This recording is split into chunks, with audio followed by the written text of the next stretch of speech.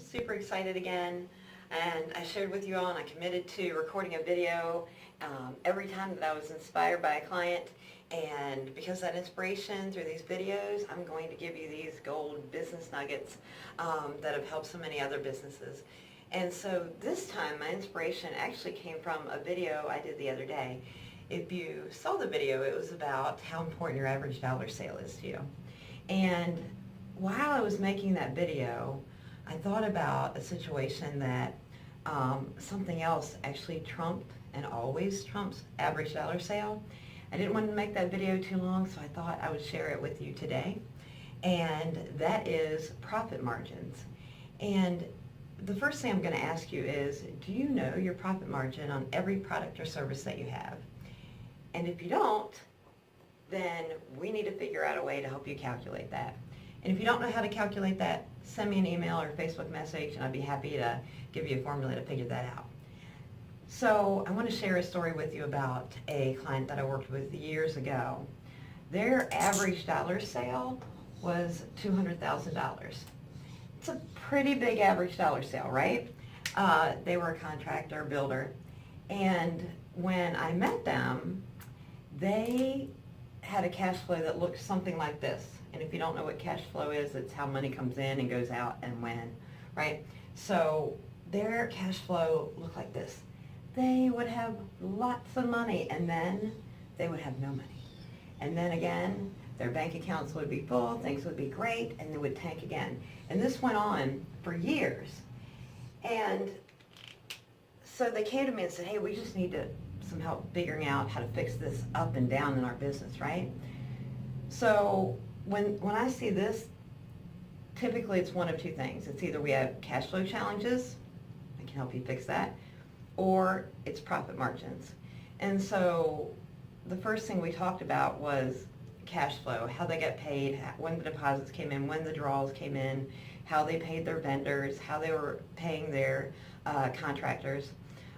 We made some adjustments there, but we still, while we saw it less severe, we still had a lot of this. So immediately, I said, well, let's look at your profit margins. Well, they didn't know what their profit margins were. They just knew that they had a cost associated with it. They marked up their time and materials, right? That's what a lot of contracting is, time and labor. So they marked up their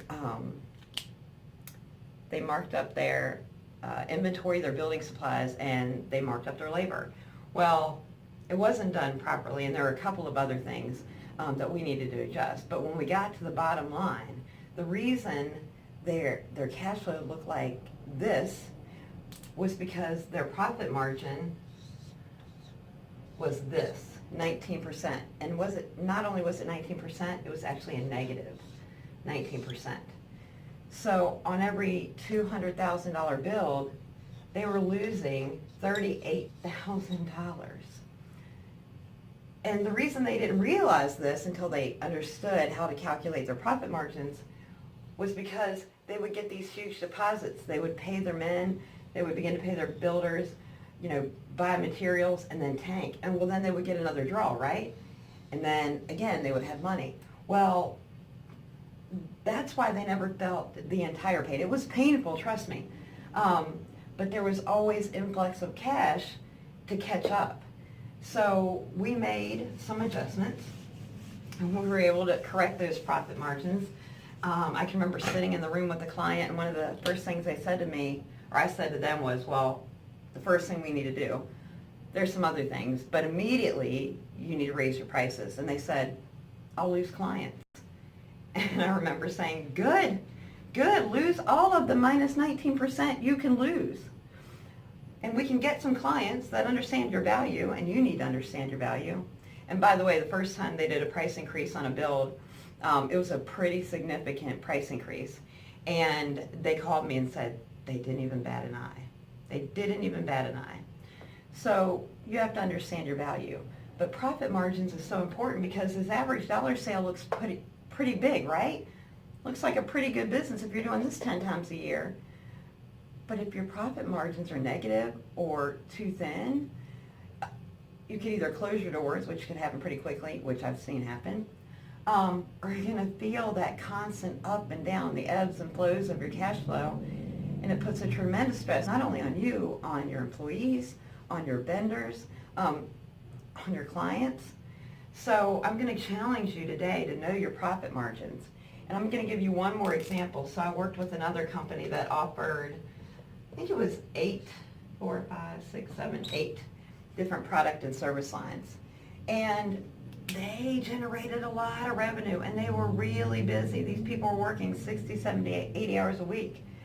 And they were just breaking even, right? So how do you have all these products and services? You're working 80 hours a week. You're generating lots of revenue, but at the end of the year, you've had as much going out as you have had coming in. So we took a look at their profit margins, and there was one that was making a loss, right? Not only was there one, there were 2, 3, 4, 5, 6 of their 8. 6 of their 8 products and services were loss-making. These 2 were making enough money to cover the loss-making products and services. So immediately I said, well, we either increase the prices on these. We made some other adjustments too. And they said, I'll lose 80% of my business. And I said, good, because this 20% covers this other 80%. So what we decided to do was I think we cut 5 of them. We increased the price on 1. These 2 stayed the same. And now they're a greatly profitable business. And guess what? All of these clients were the time clients. So these were the clients taking up all the time and costing them the most in revenue. So now we have more time. We're profitable. Everything we do generates a profit.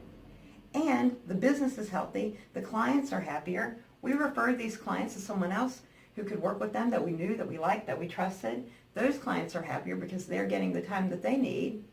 The business runs better, and my clients are living a happier life.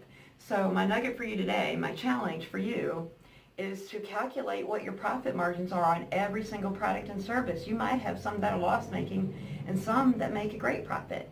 And then you're going to have to make those decisions to how you make those adjustments. And like I said, if you don't know how to calculate that, send me a Facebook message or shoot me an email, and I'd be happy to help you do that. So I hope this was a great nugget for you today. I enjoyed sharing it. Just doing these videos inspires me. So thanks for always watching, and I hope it was a great help for you today.